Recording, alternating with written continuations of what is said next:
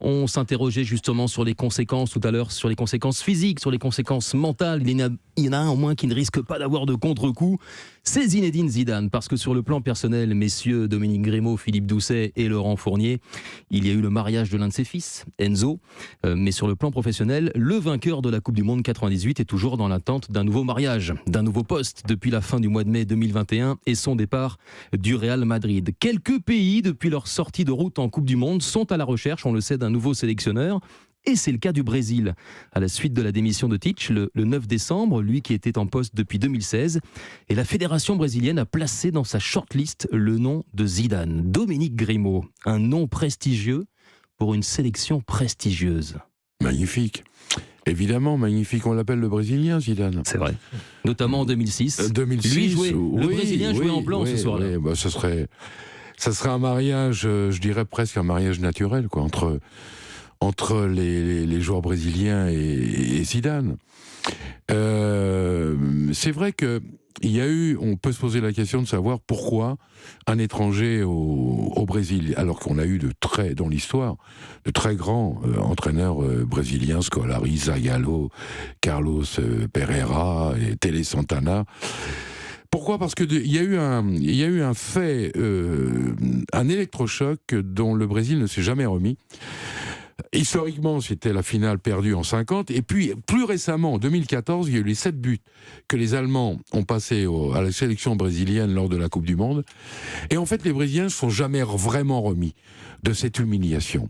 Et ils ont fait appel depuis à beaucoup d'entraîneurs étrangers. Il y a beaucoup de clubs d'ailleurs qui sont aujourd'hui dirigés par des étrangers. Et moi je ne serais pas du tout étonné que Zidane rejoigne la sélection argentine, à condition évidemment qu'il le veuille, en rappelant aussi que le premier grand entraîneur étranger qui a été contacté officiellement depuis la Coupe du Monde a été Pep Guardiola, qui a refusé pour cause, puisque lui, Pep Guardiola, gagne des fortunes absolument colossales, et la fédération du Brésil ne pouvait pas accepter ces conditions financières.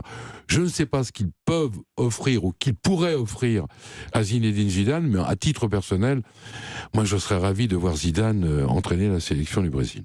Alors on précise que la fédération brésilienne recherche un entraîneur étranger, libre, ce qui n'est effectivement pas le cas en plus de Pep Guardiola. Zidane, lui, il est, avec un CV éloquent. On ne va pas refaire le CV de Zinedine Zidane, mais Laurent Fournier, lorsque vous avez appris qu'il y avait une option Zidane sur la liste... Son CV. Envoyé son CV dans la foulée. Qu'est-ce que vous avez ressenti en lisant justement cet intérêt de la fédération brésilienne vers Zinedine Zidane ? Au départ, surpris. Parce qu'on l'attendait tous en équipe de France, après ce qui s'était dit. Après, pour lui, ça serait une belle option.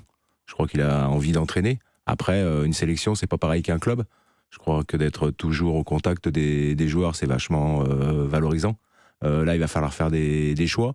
Après, ce qui est bien pour Zidane, c'est qu'il a joué avec pas mal de Brésiliens au Real. Donc, Bélicis Junior, Rodrigo, Eder Militao. Ouais, pour s'adapter, c'est beaucoup plus facile. Et peut-être que dans son staff, il prendrait des joueurs aussi qui ont joué avec lui pour essayer de mettre en place une belle équipe du Brésil.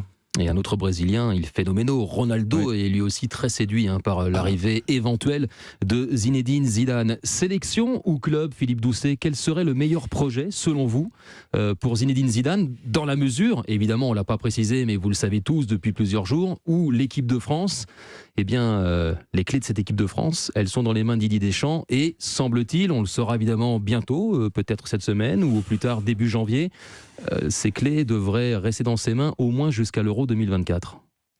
Si Noël Le Graët a la force politique, je parle. Oui, bien sûr. La force politique de faire des choix comme ça, alors qu'il est à la veille de rendez-vous avec le ministre et peut-être voir un rapport tombé qui ne serait pas élogieux à son égard, par exemple. Après tout, s'il a envie de faire son calendrier lui-même, pourquoi pas ? Si on le laisse faire, tant mieux. Effectivement, globalement, je suis comme Dominique, c'est-à-dire qu'au départ, je me dis, Zidane, Brésil serait une aventure formidable, ça aurait même beaucoup de charme. Après, j'ai un peu la même réticence que Dominique, peut-être pas pour la même raison. Je suis étonné quand même que le Brésil, immense pays de football s'il en est, et dans ce football qui est aujourd'hui très mondialisé, je trouve que malgré tout, on l'a vu encore à la Coupe du Monde, malgré tout, s'il y a encore un espace où il y a un petit peu d'identité, un tout petit peu de différence d'un pays à l'autre, ça reste quand même le football de sélection. Et ça me ferait un petit peu de peine que le Brésil soit entraîné par un étranger. Même si Zidane, évidemment, ça aurait peut-être une couleur différente pour nous. Pour nous, c'est très excitant. Mais ça me ferait un petit peu mal au ventre que des pays de ce niveau-là. Moi, j'avais été peiné quand l'Angleterre avait fait appel à des Eriksson ou Capello, qui pourtant étaient des références et des super entraîneurs que j'apprécie tout à fait. Mais je me dis quelle tristesse qu'un pays important de la sorte soit obligé d'aller chercher un entraîneur étranger. Voilà, bon, c'est ma seule remarque, elle est plus culturelle qu'autre chose. Après, j'ai pas de gêne par rapport à Zidane. Après, la question que vous posez, c'est club ou sélection. Vous, moi, j'aurais tendance à penser que Zidane, il a peut-être encore quelques années à faire en club, je trouve. Parce que finalement, il n'a pas fait énormément de temps. Il a fait quoi, 4 ans avec le Real à peu près, hein, je ne me trompe pas complètement. 4 ans, 4 ans et demi peut-être. Et c'est peut-être pas beaucoup encore pour... peut-être peut-il encore, à mon sens, faire un peu de club. Mais après tout, s'il voulait vraiment l'équipe de France, peut-être qu'il s'est fait à l'idée dans sa tête qu'une sélection, c'était pas mal aussi. Pour moi, c'est un métier un peu différent. C'est une façon de voir le foot un peu différente. Et c'est pas toujours facile de revenir après en club. Donc moi, j'aurais tendance à penser que pour Zidane, il y a encore peut-être quelques années à faire proche du terrain, mais peut-être que lui pense différemment. Hein. Dominique Grimaud. Parenthèse pour dire que, pour relever la discrétion extrême quand même de Zidane, depuis plusieurs semaines. C'est légendaire presque, sa discrétion. Mais là, il est quand même ambassadeur de la Coupe du Monde. Oui. Et on l'a jamais vu au Qatar. Non.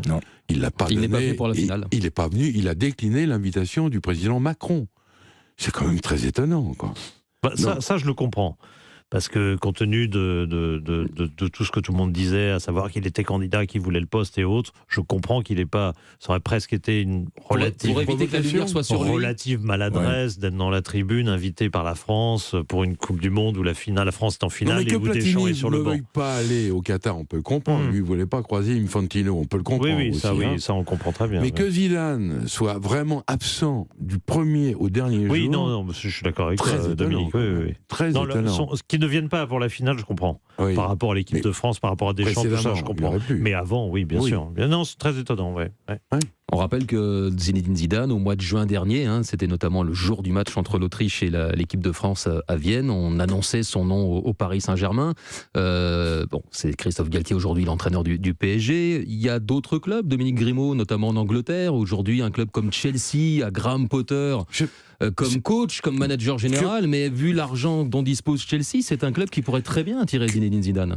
Curieusement, moi, après son parcours extraordinaire avec le Real Madrid et les titres obtenus avec ses joueurs, je vois mal Zidane peut envisager également un retour à la Juve.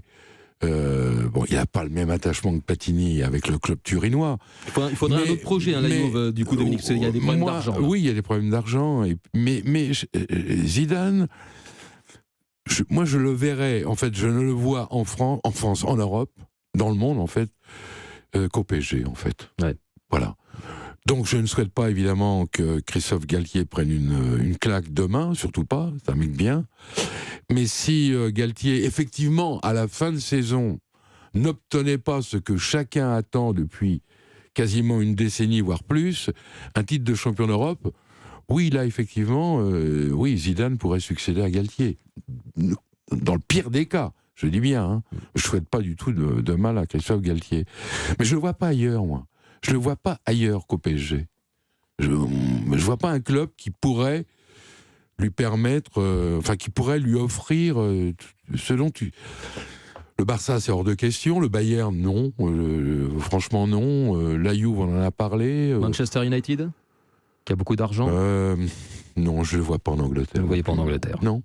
Bon, Non. ça se tient, ça se tient. C'est pas- Laurent Fournier, il y a d'autres sélections qui sont à la recherche d'un homme. Je pense évidemment au Portugal, qui fonce actuellement sur José Mourinho, mais qui pourrait très bien être séduit par l'idée d'attirer Zinedine Zidane. Je pense aussi à la Belgique, qui cherche un sélectionneur. Vous, quel est votre sentiment sur la question ? Non, c'est vrai que le Brésil, c'est valorisant. C'est un peu dans sa lignée. Techniquement, Zidane, c'était exceptionnel. Après, je pense que d'entraîner des très, très, très grands joueurs, pour lui, après le Real, c'est un objectif. Moi, je le vois pas au Portugal, ni en Belgique. Je crois que après, ce sera ou un gros club européen, comme on l'a dit, la Juve ou le Paris Saint-Germain ou d'autres clubs. Mais sincèrement, à part l'équipe de France et le Brésil, je le vois pas entraîner une autre sélection que ça. Bon, mais écoutez, on va suivre cette actualité de près. Pour l'instant, donc, c'est une piste à explorer, à approfondir. Nous verrons bien. En tout cas, voilà, le Brésil intéressé par Zinedine Zidane. Nous saurons dans quelques semaines ou quelques mois ce que va décider Zizou, comme il est affectueusement surnommé.